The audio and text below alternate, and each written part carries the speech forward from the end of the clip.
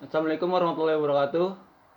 Waalaikumsalam warahmatullahi Waalaikumsalam warahmatullahi wabarakatuh.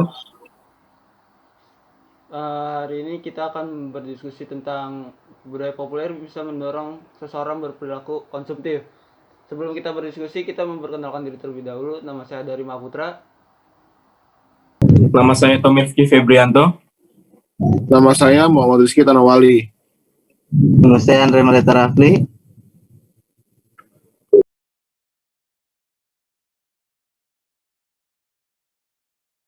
Budaya pop ini dibangun atas logika pasar transaksional. Maka sejatinya apa saja yang tengah populer atau ngetren dalam suatu masyarakat memiliki agenda yang berujung pada tindakan membeli atau mengkonsumsi. Akhirnya, pada sebuah masyarakat yang menganut kebudayaan populer, sikap konsumtif itu seperti tidak bisa dilepaskan. Dan mulai revolusi industri keempat atau 4.0, efisiensi mesin dan manusia sudah mulai terkonektivitas dengan Internet of Things. Bahkan saya sering menemukan banyak beberapa orang yang saya temukan tuh karena adanya promo free ongkir atau diskon e-commerce bisa menimbulkan minat belanja seseorang. Jadi, ia lebih tertarik kepada promo yang diadakan e-commerce tersebut dibandingkan barang yang dibeli dan sebenarnya tidak dibutuhkan juga. Menurut saya orang-orang seperti ini cenderung lebih mengutamakan keinginan dibandingkan kebutuhan. Nah, selain e-commerce, ada lagi. Contohnya, saya mengambil contoh dari pengaruh Korean Wave bagi remaja Indonesia saat ini. Dari usia remaja sampai dewasa sangat suka musik, drama, film dari negara ginseng, betul? Ya, betul. Sehingga kita memiliki ketertarikan dengan artis sana. Dan timbul ketertarikan fashion ala artis Korea, sehingga kita memiliki kecenderungan untuk mengikuti gaya seperti yang diidolakan tersebut. Jadi saya pengen nanya, menurut teman-teman, selain e-commerce dan saya mengambil contoh tadi budaya K-pop itu, faktor apa yang bisa membuat masyarakat berperilaku konsumtif? Dari Mas Rizky dulu.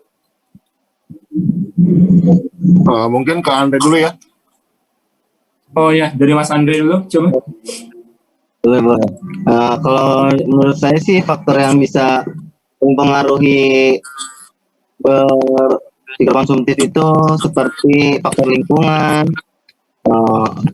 Faktor lingkungan tuh seperti ketika seseorang mempunyai faktor lingkungan di mana di lingkungannya itu mereka mempunyai yang namanya barang-barang branded. Nah, di situ banyak sekali orang yang tertarik kepada barang-barang branded sehingga yang orang tadinya tidak tertarik kepada barang branded tetapi melihat orang lain memakainya, dia tuh kayak gue juga pengen gitu punya baju branded seperti dia, padahal sebenarnya itu tidak perlu, bukan tidak perlu ya, lebih baik sebenarnya bisa pakai baju yang menurut gue pakai produk lokal juga itu udah lebih dari cukup karena bahannya itu tidak bahan Indonesia dengan bahan luar yang menurut saya branded itu tidak berbeda jauh. Menurut saya bisa bersaing lah, Pak, di mana barang-barang branded dengan barang lokal menurut saya itu bisa bersaing dan harganya itu sangat jauh beda. Barang lokal itu misalkan harganya sekian dan harga barang branded itu harganya naik sekali, jauh sekali. Itu tuh sebenarnya kita tidak perlu mengeluarkan harga sebesar itu hanya untuk pakaian gitu. Padahal ada yang lebih murah dan fungsinya itu sama. Jadi menurut saya itu tidak terlalu diperlukan sih. Ya mungkin segitu sih. Dari Saudara Rizky, apakah setuju dengan Saudara Andre? Kalau saya sih kurang setuju karena saya jelasin dulu sedikit karena budaya konsumsi ini tidak mungkin akan mengakar pada generasi-generasi selanjutnya ya. Yang dikhawatirkan akan memberikan lebih banyak dampak negatif sih. Sebagai bagian dari generasi penerus, sudah sepatutnya kita lebih selektif dalam menerima budaya yang dapat dari dunia luar lah. Seperti tadi Bung Tommy bilang kan yang dari Korea itu tersebut. Karena menurut saya sih kita harus lebih bijak lah untuk mengikuti budaya konsumsi tersebut. Ya, seperti itulah tren tersebut. Ya, intinya sih kita harus bijak lah untuk memilih langkah kita selanjutnya. Betul. Kalau untuk Saudara Adari? Iya benar, maksudnya itu menurut saya tuh Tapi maksudnya itu saya tidak melarang. Saya tidak melarang, tapi menurut saya gitu, ini pendapat pribadi saya. Sebenarnya kan itu tuh fungsi baju dan pakaian fashion gitu lah, pokoknya seputar fashion itu sama saja. Jadi tidak perlu membeli yang harganya menurut saya ya yang sangat mahal jauh-jauh berkali-kali lipat lah daripada barang-barang yang menurut saya fungsinya sama saja. Iya, karena menurut saya juga itu sangat berlebihan. Ya udah kita lanjut ke Bung Adari. Gimana Bung Adari? Karena para target dari produsen-produsen ini kan para remaja nih. Yang kita ketahui para remaja itu saat ini sedang gencar-gencarnya nyari jati diri. Contohnya kayak tadi kan, kalau kita punya public figure atau role model, kita mengikuti dari atas sampai bawah nih, dari fashionnya, dari gaya hidupnya. Itu sih yang harus para remaja perhatikan. Nggak selamanya yang kita ikutin atau role model kita yang kita suka kita harus ikutin semuanya. Kita harus bisa ngikutin kegiatan yang positifnya, hal-hal positifnya yang dilakukan, bukan dari segi fashion atau trennya yang dia pakai.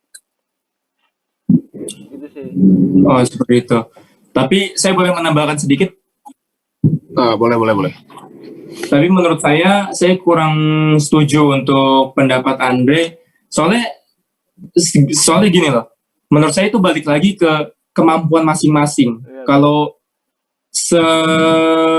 orang tersebut mampu untuk membeli barang yang dibilang harganya lebih mahal dibanding lokal, pasti kan dia punya kayak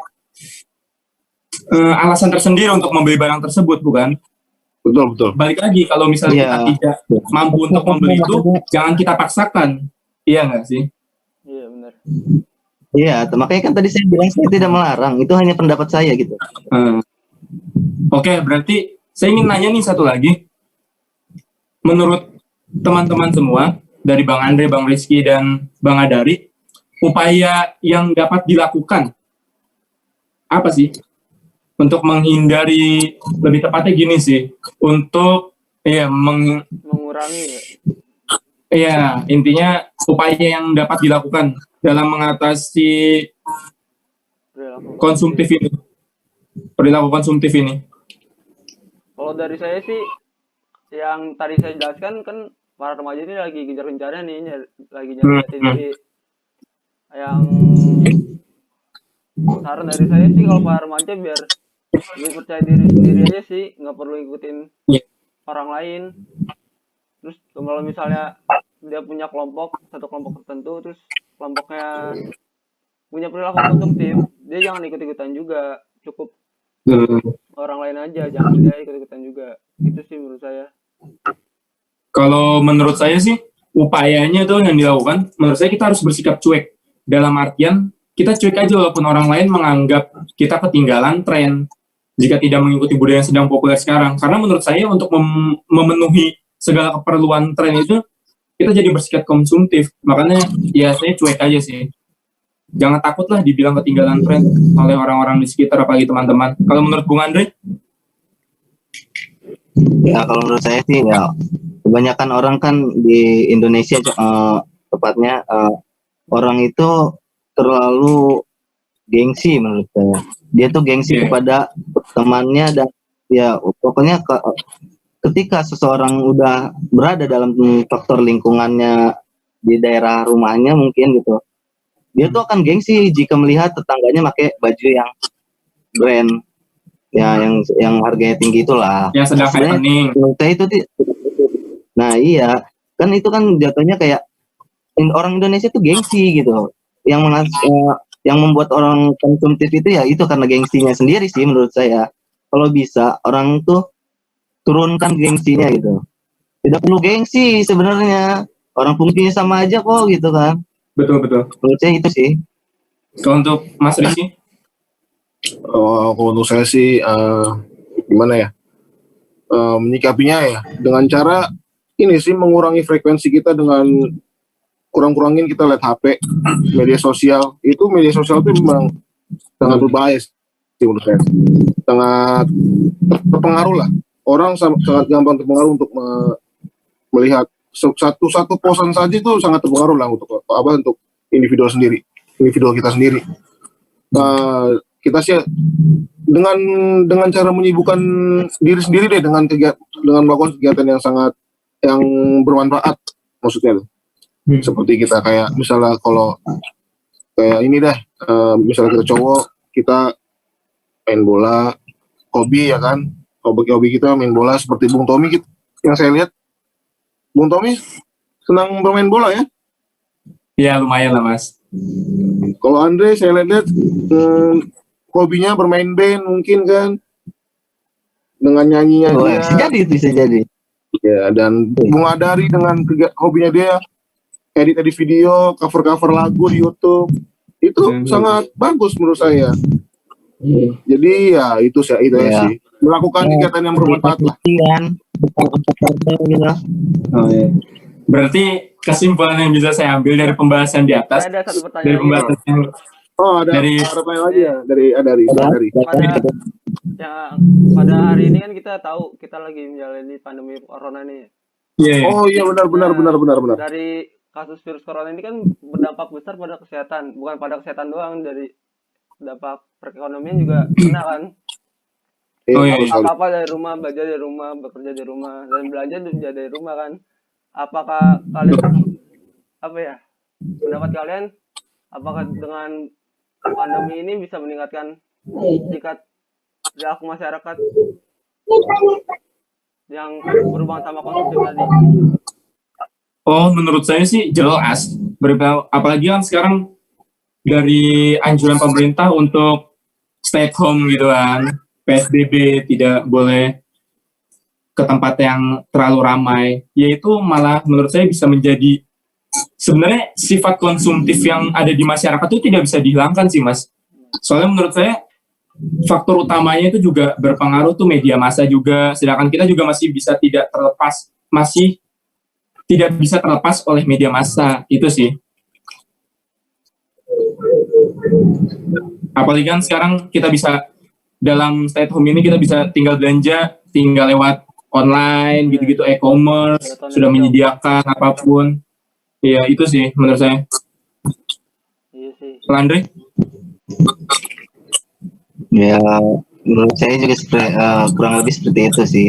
Justru kalau karena pandemi ini kan justru orang kan pemerintah pun menyarankan kita untuk stay home di rumah, dan itu tuh bisa menyebabkan peningkatan yang sangat pesat, di mana orang yang tadinya biasanya ke pasar sekarang kan belanja online karena ada PSBB. Ada larangan dari pemerintah di mana tidak boleh ke tempat ramai. Itu kan bisa meningkatkan di mana orang yang tadinya ke pasar jadi tidak jadi ke pasar karena dia lebih memilih belanja online, karena itu anjuran pemerintah juga untuk tidak keluar dari rumah. Mungkin segitu. Gimana untuk Mas Rizky pendapatnya?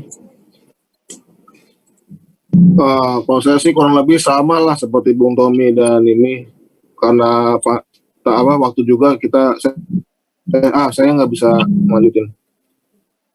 Iya. Betul. Oke, berarti kesimpulan yang bisa saya ambil dari hasil pembahasan di atas tuh dapat disimpulkan bahwa globalisasi itu memiliki pengaruh yang luar biasa bagi para remaja, betul? Pengaruh tersebut yaitu mengangkat perilaku konsumtif remaja di kehidupan sehari-harinya. Hal tersebut bisa terjadi karena remaja memang sudah menjadi sasaran potensial bagi para produsen. Selain itu, masa remaja adalah proses pencarian jati diri menurut saya. Sehingga mereka lebih mudah terpengaruh dan terbawa oleh kondisi lingkungan di sekitarnya. Ditambah lagi dengan diluncurkannya barang-barang bermerek seperti, ya semakin mudahlah perilaku konsumtif muncul di kalangan remaja ini. Gimana Mas Rizky, mau ditambahkan? Iya, saya juga dengan kondisi remaja saat ini juga, jika seseorang memasuki masa remaja sebaiknya lebih diarahkan lah dan lebih dipantau lagi, terutama ya kan oleh orang tuanya sendiri. Selain itu juga para remaja lebih baik melakukan kesibukan agar mereka tidak merasa cepat bosan lah. Itu doang sih. Itu aja. Gimana Bung Adari? Oke. Sampai sini aja diskusi kita. Semoga dengan diskusi ini kita bisa lebih selektif lagi dalam perilaku konsumtif ini. Amin. Semoga dengan diskusi ini bisa bermanfaat bagi orang lain. Bagi khususnya untuk remaja, biar bisa menghindari atau mengurangi dari perilaku konsumsi tersebut. Kurang lebihnya mohon maaf. Sekian. Wassalamualaikum warahmatullahi wabarakatuh. Waalaikumsalam. Sampai bertemu di kuliah selanjutnya, teman-teman. Oke, see you Tetap next sehat time. selalu. Salam buat keluarga. Stay safe.